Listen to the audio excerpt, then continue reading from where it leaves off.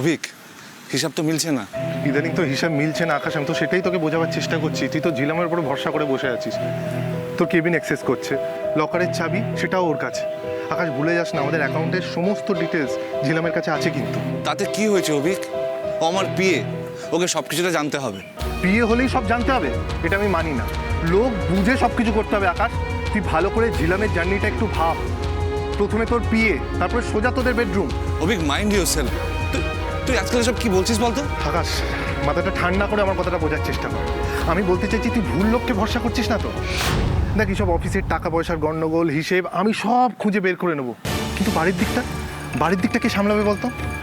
দেখ আকাশ, আগের দিন ঝিলাম দারুণ নাটক করে অর্ধেক প্রপার্টি নিজের বেবির নামে করিয়ে নিল, সেটা তুই বুঝতে পারলি না? আচ্ছা, আমার বক্তব্য হলো তুই কি বুঝতে পারছিস না, নাকি সত্যি সব কিছু বুঝেও বুঝতে চাইছিস না? অভিক, এসব কোনো নাটক না। ওর বেবির কথা ভেবে বেবির ফিউচার সিকিউর করার জন্য এসব করেছে। উফ আকাশ, তুই ঝিলামের এই ভালো মানুষের ওপর এতটা কনফিডেন্ট কি করে হচ্ছিস বলতো? তুই একটু মাথা ঠান্ডা করে ভেবে দেখ, ওর প্ল্যানটা বোঝার চেষ্টা কর। এই সব কিছু ওর প্ল্যান। দেখ, প্ল্যান হলে প্ল্যান, আই ডোন্ট কেয়ার। জিলাম আমাদের জন্য যে হেল্পটা করেছে তার জন্য আমি সব কিছু দিতে রাজি। অভিক, তুই শুধু ওর ডিমান্ডটা দেখছিস, স্যাক্রিফাইস তো দেখছিস না। দেখ, আজকালকার দিনে এরকম একটা দায়িত্ব কেউ নেয় বল? দেখ, ওকে ক্রিটিসাইজ না করে না, ওর ভালো দিকটাও দেখ। তোকে তো বোঝানোই মুশকিল হয়ে যাচ্ছে। তুই আবার একটু বেশি ঝিলামের ভালো দিকটা দেখছিস, ওর শেখানো কথাগুলোই বলছিস। এটা তো একেবারেই ভালো হচ্ছে না। কি জানি কি চলছে।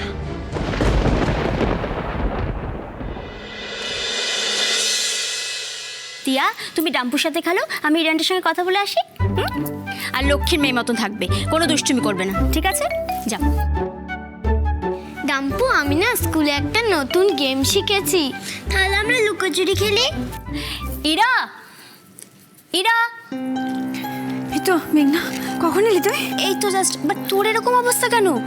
আর নুডলস কার জন্য? এইটা ঝিলির জন্য। দি, ওই দেখ, ওর খুব খিদে পেয়ে গেছে বোধহয়, ওকে আগে খাইয়ে আসি। তুই আয় আয়। ইরা, ঝিলি কোথায়? এই তো, এনে এনে তোর নুডল, খেয়ে দেখ ঠিক আছে কিনা দেখ। ঠিক আছে? হ্যাঁ ঠিকই, বাট খুব ঝাল হয়েছে। আমি এত ঝাল খেতে পারবো না দি। ঝাল হয়েছে? না না, আমি ঝাল তো খুব একটা বেশি দিইনি। আর তাছাড়া তুই তো ঝাল খেতেই পছন্দ করিস। হ্যাঁ, বাট এখন এরকম করলে কি করে হবে বলতো ঝিলি? তুই তো কিছুই খাচ্ছিস না। এই সময় খালি পেটে কেউ থাকে? ঠিক আছে, বল তাহলে কি করে দেব? শিমুই দি, আমার না খুব শিমুইয়ের পায়েস খেতে ইচ্ছা করছে, সেটা কি পসিবল এখন? ঠিক আছে, দাঁড়া আমি দেখছি। ইরা, এসব কি হচ্ছে? হ্যাঁ, ও যেভাবে যেভাবে তোকে অর্ডার করবে তুই সেভাবে কাজ করবি। আরে তুইও তো মানুষ, তোর তো রেস্টের দরকার আছে নাকি? কিছুই খেতে পারছে না মেঘ। সব পারবে। ও পৃথিবীতে প্রথমবার মা হচ্ছে না, আমরাও মা হয়েছি। এই মেঘনা দিটা আবার দিকে কি ফিসফিস করে বলছে? ভালোই খাটাচ্ছিলাম, মাঝখান থেকে ইনি চলে এলেন। আচ্ছা ঠিক আছে মেঘনা ছাড়, আমি বলছি কি, ইরা, তোর মামুর সাথে কোথাও যাওয়ার কথা ছিল না? যাবি না? হ্যাঁ ছিল তো।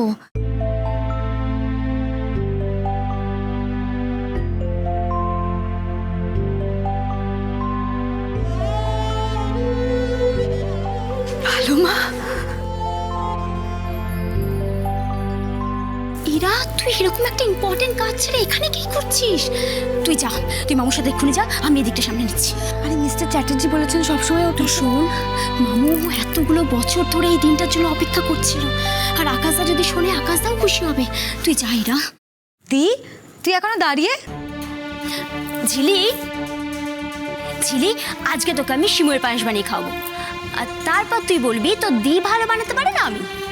ইরা, হ্যাঁ ইরা শোন না, বলছিলাম কি, তুই বাজারে যা, বাজারে গিয়ে ঝিলির জন্য আর মাছ নিয়ে আয়। আর মাছ খেতে ভালোবাসে না, আর মাছে ঝাল করে দেওয়া হবে। হ্যাঁ ঠিক আছে, আমি যাচ্ছি তাহলে। ঝিলি,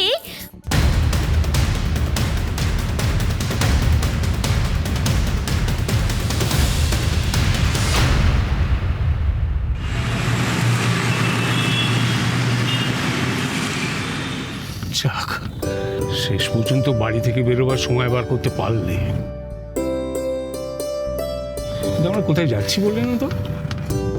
আচ্ছা বাবা, কোথায় যাচ্ছি সেটা বলে দিলে সেটা কি আর সারপ্রাইজ থাকে? ও আচ্ছা, কাকা 1 মিনিট গাড়িটা একটু বাদিকে দাঁড় করাও না। বাবা আমি 1 মিনিট আসছি।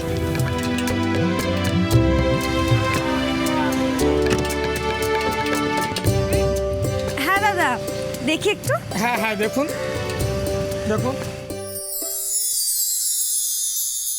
দেবযানী রজনীগন্ধা খুব ভালোবাসে। একদিন পর যাচ্ছি, একেবারে খালি হাতে যাওয়া যায় বলো? হুম?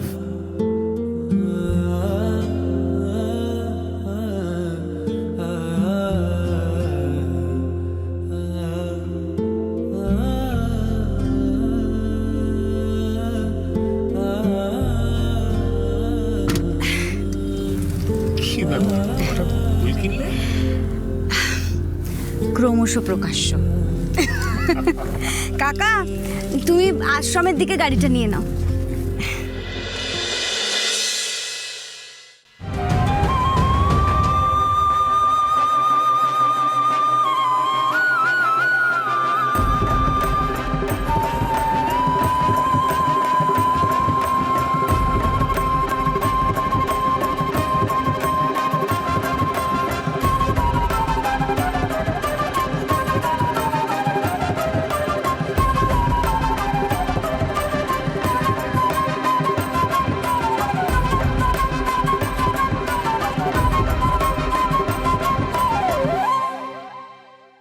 তোমার স্ত্রী আছেন আনন্দ, তার 2টি সন্তানও আছে। মিথ্যে মিথ্যে, এসব মিথ্যে। ভালো মার কাছে মানিয়ে এসেছিল।